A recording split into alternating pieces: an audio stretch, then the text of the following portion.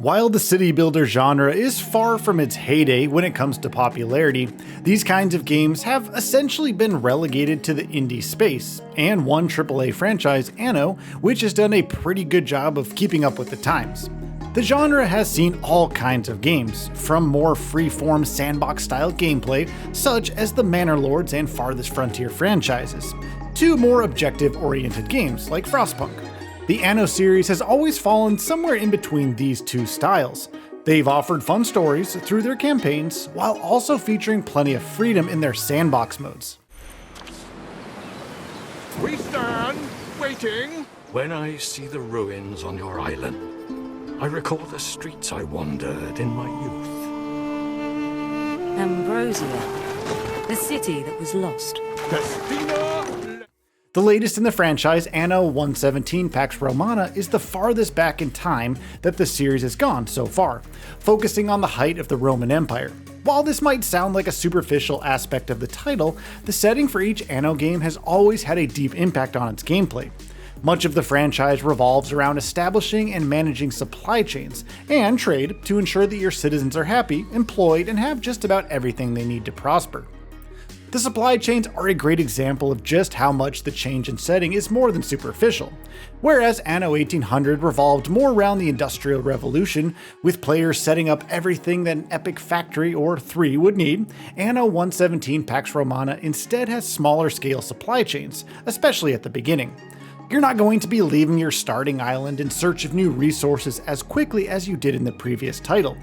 Instead, the focus is on agriculture and small-scale industry, i.e. setting up bakeries and the facilities needed to create pots out of clay. There's a tree that's calling. May as well deal with it now, Ere?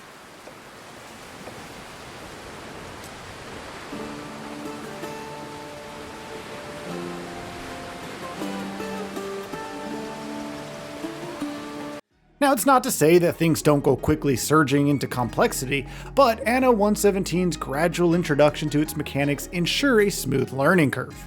Much like previous entries, the campaign serves as a long tutorial with a narrative framework that introduces new gameplay concepts at a gradual pace. You start by picking your character and joining a major senatorial family, and then getting tasked with building out a new settlement on an island ravaged by a volcanic eruption. You'll start small, learning how to build houses and upgrade them to attract different kinds of citizens, before delving into producing necessities like food and clothing to ensure that your citizens are as happy and productive as possible. The campaign also has you partaking in some light instances of courtroom and senatorial drama in the Roman Empire, culminating in the player assuming duties over their own house. With that out of the way, we can finally talk about the main attraction of Anno 117, Pax Romana, the sandbox mode, where all the shackles come off and you're thrown right into the thick of it. The 117 AD setting of the game offers interesting challenges, especially for those accustomed to the luxuries of later time periods. Along with providing a glimpse into the daily life of the era, from the various classes of citizens to how industry and culture evolved, Pax Romana also offers some unique gameplay by tapping into how the Roman Empire dealt with the denizens of some of the lands that they had settled. Throughout the campaign, and in the sandbox mode, you can build out cities closer to Rome, or expand out into islands with settlers.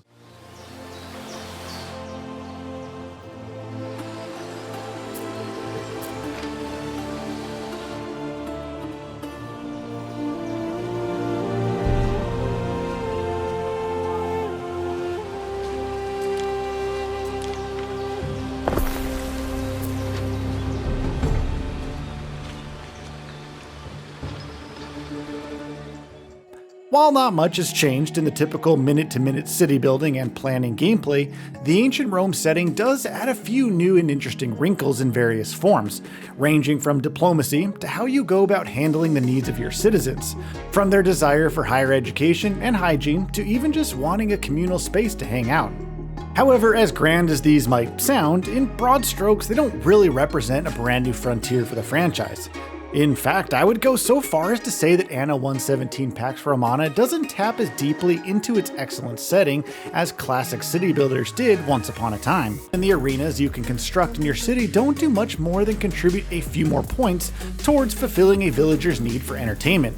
All in all, while there are a few meaningful changes compared to its predecessor, it's baffling that some of the more interesting aspects of the Roman Empire setting were left on the table, likely for post-launch expansions to pick up the slack.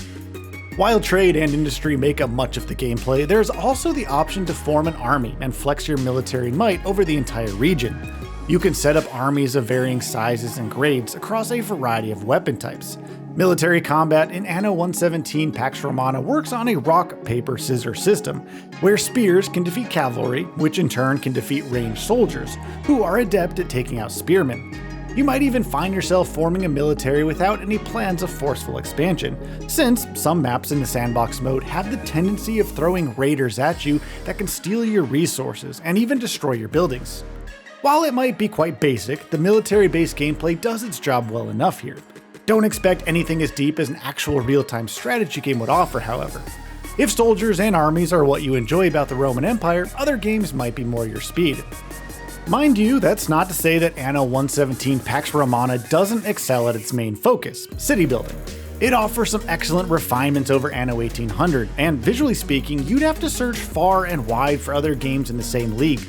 Similarly, even the sound design and soundtrack are quite good, immersing you in its world thanks to calming music, the chatter of villagers going about their day, and the sounds of industry coming in from where you might have set down your stoneworkers and woodcutters. The visuals are especially helped by the fact that Anno 117 Pax Romana runs quite well. On a PC with an AMD Ryzen 7 7800X 3D CPU, 32GB of RAM, and an AMD Radeon RX 7800 XT GPU, I was able to get fantastically smooth frame rates that remained well over 60 FPS on average at 1440p, even when things started getting busier with several active buildings and villagers walking around. The only time I was able to notice any hitches was a few micro stutters when zooming all the way out of the map in an effort to coordinate the exploration missions of my various ships.